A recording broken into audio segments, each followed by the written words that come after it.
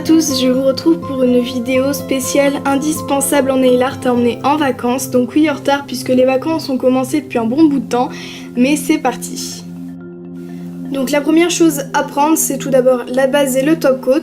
Donc plutôt que d'emmener le flacon de base plus le flacon de top coat, autant prendre un flacon qui fait les deux. Donc celui-là vient de chez Rimmel London. Ensuite vous avez également la version mat de chez Kiko. Niveau couleur, choisissez vos vernis à l'avance, donc prenez plusieurs couleurs, à part si vous avez déjà une idée de la couleur que vous souhaitez prendre. Donc prenez des couleurs assez claires, pas trop foncées, hein, c'est pas très joli l'été. Donc celui-là vient de chez Claire's, il sent la pomme, il est trop joli, donc je l'ai acheté pendant les soldes, il faisait 2 €.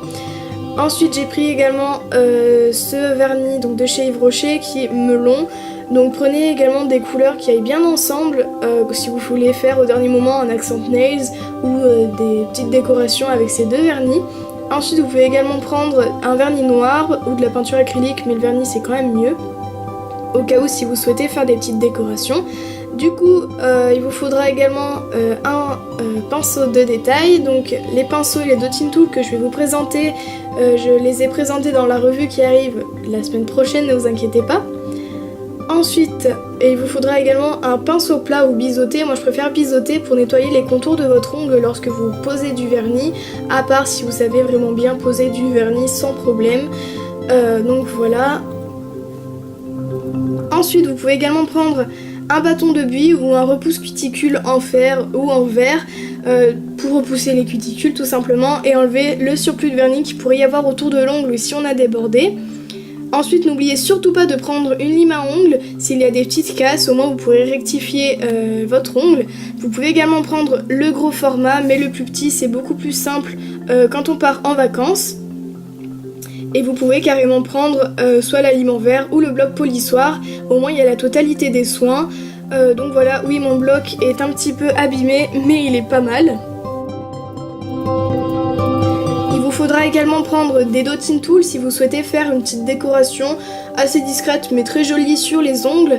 Donc j'ai pris le plus gros embout et le plus petit que je possédais en dotting tool. Et de l'autre côté en fait il y a l'embout moyen, donc du coup j'en prends deux mais vous pouvez en prendre qu'un seul aussi. Ensuite, n'oubliez pas de prendre une paire de ciseaux si là il y a des grosses casses au niveau des ongles, au moins vous pourrez couper votre ongle ou même le couper si vous n'aimez pas avoir les ongles longs. Et également couper les morceaux de scotch ou de masking tape si vous voulez faire du nail art un petit peu plus prononcé. Ensuite, n'oubliez pas de prendre une pince à épiler tout d'abord pour que ce soit plus facile lorsque vous posez des strass, des studs ou du striper par exemple, mais également pour vous épiler, hein, ça fait les deux. Ensuite n'oubliez pas de prendre le coupe-ongle pour vous couper les ongles des pieds mais également les ongles des mains, ce qui n'est pas très conseillé puisque du coup le fait de couper avec le coupe-ongle ça va créer des vibrations dans l'ongle, donc les couches de kératine qui constituent l'ongle vont se mettre à vibrer et l'ongle va se dédoubler. Donc le coupe-ongle que je possède est un format mini, ce qui est vraiment très pratique lorsqu'on voyage, même si le format normal n'est pas très grand. Ensuite du coup si vous faites les pieds, pensez à prendre un écarte-orteil, ça évite de prendre le coton qui finit par se détacher et ensuite atterrir sur l'ongle d'orteil qui n'est pas encore sec. N'oubliez pas également de prendre un coton-tige pour nettoyer les contours de votre ongle, faire du nail art également et aussi vous nettoyer les oreilles. Vous pouvez également prendre une mousse à dégrader, c'est très joli les dégradés l'été avec un petit peu de paillettes. Donc voilà, ça prend pas de place non plus. Pensez à en prendre en quantité suffisante si vous utilisez du vernis puisque du coup ça ne se rince pas. Du coup si vous faites du nail art il faut bien poser le vernis quelque part. Donc soit vous prenez la bague à nail art dont vous pouvez retrouver le DIY sur ma chaîne, ou soit vous pouvez prendre une petite palette comme ceci. Donc ça c'est un protège-cahier que j'ai découpé et c'est vraiment simple, au moins vous pouvez le jeter une fois que vous avez terminé votre nail art. Vous pouvez également prendre des strass ou des studs, donc ce carrousel je vous le présenterai plus en détail dans la revue qui arrive bientôt encore une fois. Donc pareil, pensez à prendre des strass ou des studs qui aillent bien avec vos vernis.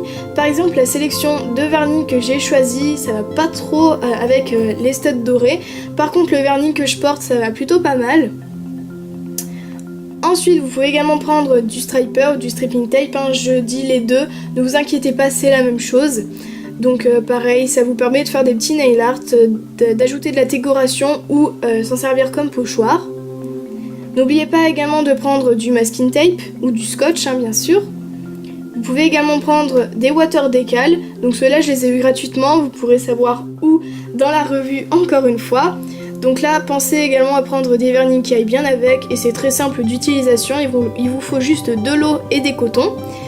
Ensuite, si là vous avez vraiment la flemme d'utiliser tous les produits que je vous ai présentés et de les emmener, vous pouvez prendre des nail patch. Donc on prend un petit peu de hauteur puisque je vais vous parler plus hydratation. C'est très important comme il fait vraiment très chaud en ce moment. Donc il vaut mieux bien hydrater sa peau, ses ongles et ses cuticules en tout cas. Donc le premier produit c'est une huile à cuticule en fait que j'ai faite moi-même, ça ne vient pas d'Yves Rocher, c'est juste un ancien flacon de base que j'ai entièrement nettoyé, que j'ai rempli d'huile d'olive. Donc voilà, vous appliquez ça sur les cuticules, sur votre ongle, vous massez bien et vous massez également vos doigts pour bien faire circuler le sang et c'est super. Vous avez également le lait velouté qui vient de chez Yves Rocher qui est à la framboise, donc il fait tout le corps et qui est vraiment bien, il fait partie de ma routine maintenant depuis un bon bout de temps et du coup je l'applique sur mes mains pour bien hydrater, également sur les zones bien sèches comme les jambes, les bras où j'ai pris des coups de soleil, mes mains et mes pieds.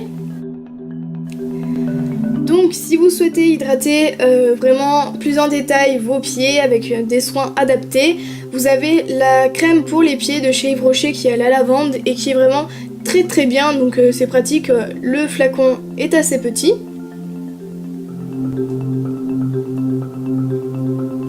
Ensuite vous avez les gommages que vous pouvez faire avant, pendant ou après votre voyage, vos vacances.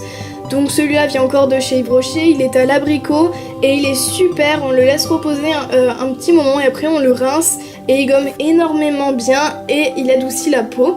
Ensuite je voulais vous présenter ce masque effet glacé toujours de chez Yves Rocher qui est super quand il fait chaud, donc c'est une texture un petit peu gelée et pas besoin de le mettre au frigo puisque du coup ça rafraîchit énormément la peau et c'est très très agréable.